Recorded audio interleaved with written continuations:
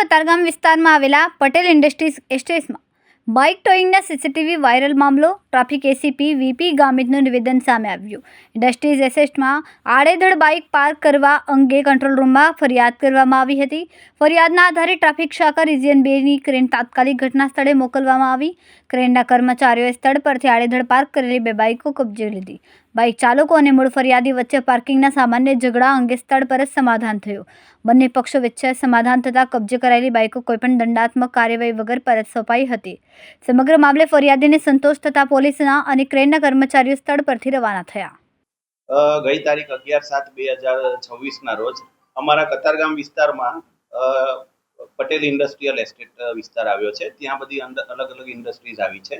તો ત્યાં જે કારખાના ધરાવે છે એ લોકો પોતાની બાઇક એ ગલીમાં અલગ અલગ જગ્યાએ પાર્કિંગ કરતા હોય છે।